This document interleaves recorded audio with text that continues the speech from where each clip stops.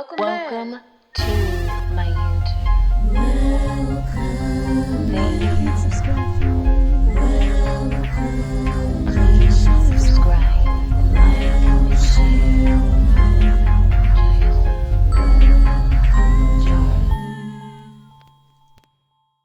Hello, everyone, and welcome to today's episode of Friends with Jarra. I have Nabil. Nabil, how you feeling? Great. So, Nabil, you recently mentioned that you were reading a book called What's My Aura? So, what's this about? What inspired you to read this? Well, I was at the store and I was like, you know what? I need to start reading some books. And I saw it and I was like, I didn't know anything about it. I didn't know there was colors or it showed a lot about your personality and who you are. I'm not done reading. So, you guys, What Is My Aura is by Mystic Michaela, the author of the Angel Numbers books. You ever read that? I haven't read that one. No. Okay. So where are you in the book? Can you kind of tell us what you've read so far? So it starts with like, what is an aura? How does it work? It kind of explains it. So it says your aura is an energetic signature, all your own. So it says everybody's different. And we know that everybody's vibe is different.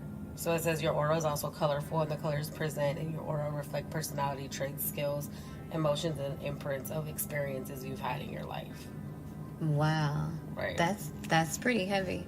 Right. And I mean, I know there's people that can read auras because I've had people tell me before, oh, you have a really bright aura. Okay. So speaking of bright auras, you guys, they really do have 9 different essential aura colors. Okay. So if you know anything about auras, you probably fall into one of these colors. So they got red.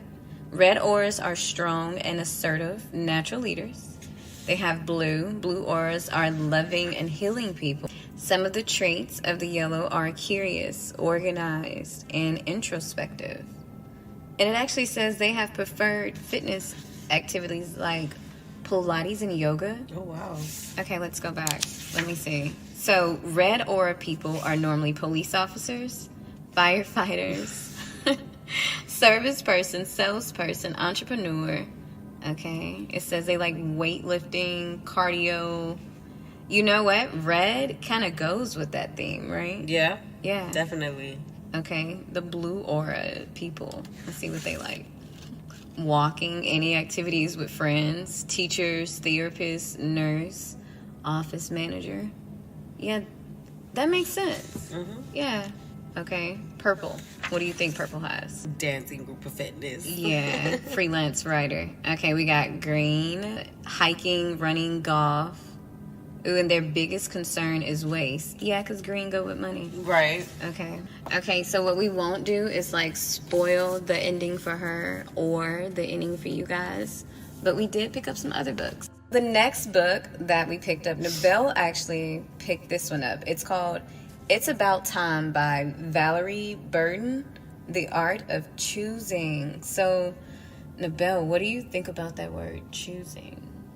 It's a strong word. It's hard for me at least. I've noticed now that I'm single, a lot of the things that I did, I let him choose. I would be like, hey, like, what should I do? What should I wear? You know, what are we gonna do? And now it's all up to me, and it's like, sometimes I don't know what to do. I don't know what I want. And with the kids, you know, I have 2 preteens. One is about to be 13. Sometimes I gotta be like, hold on. Like, why am I letting them choose? Why am I giving them the option? I'm supposed to tell them. Because I'll be like, well, what do you guys want to eat? Or what do y'all want to do? Or do you want to come? When I was a child, I had no choice. My mom was like, we're gonna do this. Get ready. And sometimes I find myself asking them if they want to. You know what's crazy? How like now as adults, we want to be like, no, mommy, come tell me again what to do. Like how the roles change. So she basically said on the back of the book, discover how to live timelessly. This book is, okay, so here's one thing. Here's a question she asked. Where are you losing time with activities or choices that are not meaningful? What would be a more meaningful choice in this season of your life? Are you willing to make that new choice? And when? Okay, so let's pick one thing for me and one thing from you, okay? We'll say it out loud. Where are you losing time with activities or choices that are not meaningful? For me, probably all the random times I want to like go to the hair store and spend $50 on just junk jewelry or just junk something. What would be a more meaningful choice in this season of your life? Are you willing to make that new choice? I think for me, it's putting the phone down. You know, that it takes a lot of time. Just looking at different, like I have Pinterest and Lemonade and TikTok and Instagram and, you know, and I look at things that I would like to do and I get stuck. By the time I know it, it's been 30 minutes. And like, let's say I'm looking at like weightlifting or yoga, you know, right now I'm trying to lose weight. I could have worked out for those 30 minutes. Oh my God, you spend more time thinking about doing it and seeing other people doing it than you doing it. Right. I think our brain be tricking us into thinking we done did that already Exactly. and it count, but it don't. It doesn't count. So have Exactly. you ever decided, you know what, let me put my phone down and do 10 push-ups right now? No. I have, you know, woke up in the morning, dropped the kids off, gone to the gym. But then I get there and I'm like, what was I going to do again? You know, like... Okay, so maybe you have to figure something else out. Like, okay, the gym may not work, but Pilates might work. Right. You know, yoga might work. I'm not a gym person. I'm not finna be lifting weights, but I dance. And to Right. me, that's a real workout, you know? And it is. And also, I do like doing yoga and stretching. So do you think that if you spent 30 minutes less on TikTok and 30 minutes more in the gym, do you think that in 6 months your life would be different? Of course. So whenever Aside you from see the thinking gym about video, it, right. you'd be like, okay, this is a reminder to work out. Right. Okay, that's really realistic. And are you willing to make that choice? I am. The question is when. When? But one of these days. Right, you know? right. But you know what? I think honestly though, like if we were to take our time to like read this book and just like slow it down, I think some of those choices will be made like probably pretty quickly. Okay, so when you feel your core vulnerabilities influencing your decision, use these strategies to overcome them and make wise, meaningful choices with your time. This says give yourself room to be imperfect. Decide what good enough is before you get started. When you get good enough, declare yourself finished and move on. Okay. So good enough can be a high standard, but don't make it an impossible standard. Ooh. Okay, yeah, that's a tough... Trust that progress is a process and focus on learning and growing more than reaching a destination or beating a time clock. You know how we said 6 months earlier? That's a time clock. Right. So we focus on the destination. So if the destination is losing 10 pounds, okay, you just lose it. You don't worry about how long it takes. Yeah, right. I think that's something invisible we put on. When you notice yourself being self-critical, pause.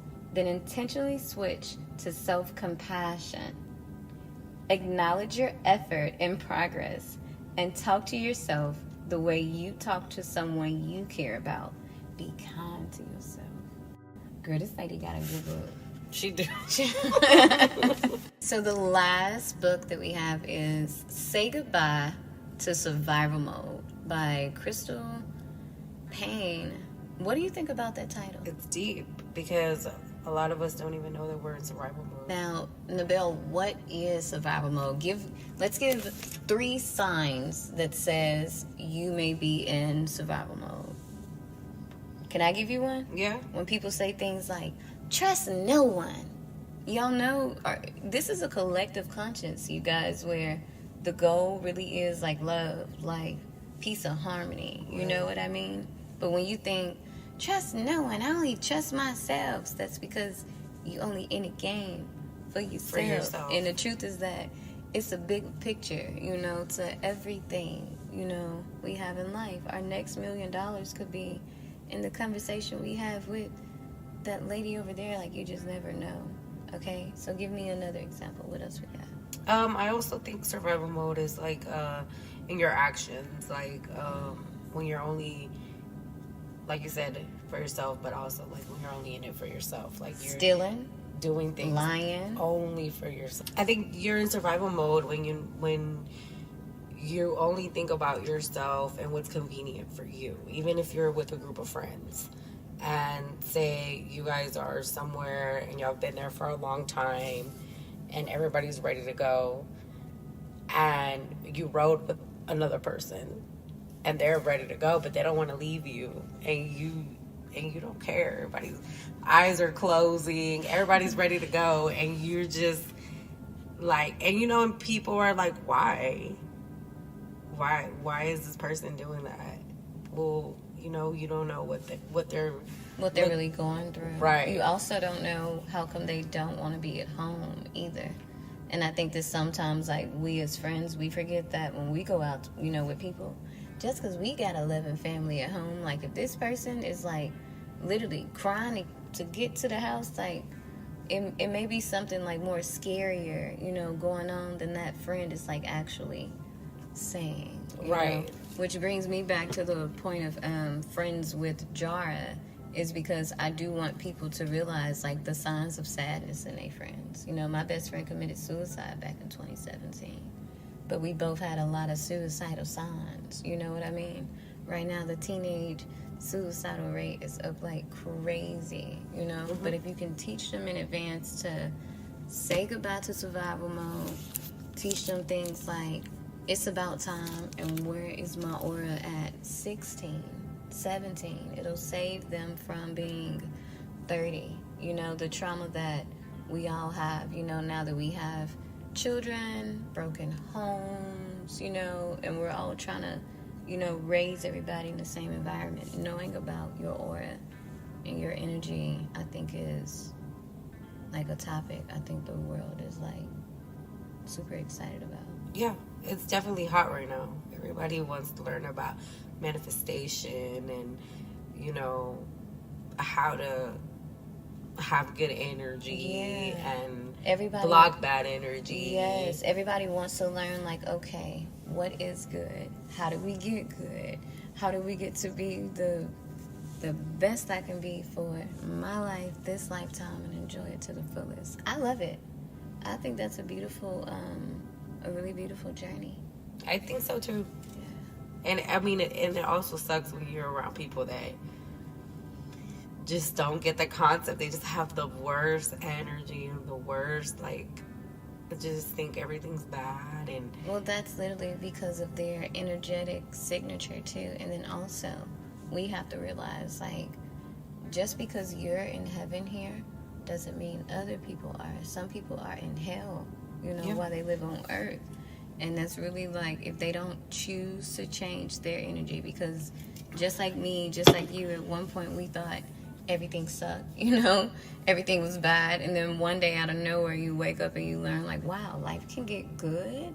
I mean, but it's definitely a choice. It's a choice. As Valerie Burton says, because I mean, I have a friend right now who tells me all the time, like, I don't know how you did it, how you do it, you're by yourself, you take care of everything. I'm like, you know what, like, the Lord provides. Like, yes. Maybe I don't have more than what I, to go shopping and do this, but I can pay my bills and I'm happy, and you don't have to stay stuck in a situation. And I did for a long time because I felt like, I think, comfortable more than anything. It wasn't that I didn't think that I couldn't do it. I think I just was scared to, what I'm thinking? What my life is going to be. So, Nabil, so they can find you. What is your Instagram? I'm just on Instagram. It's funsized_Barbie90. All right. Well, Nabil, did you have any other closing words before we wrap up? Just choose yourself. Welcome to my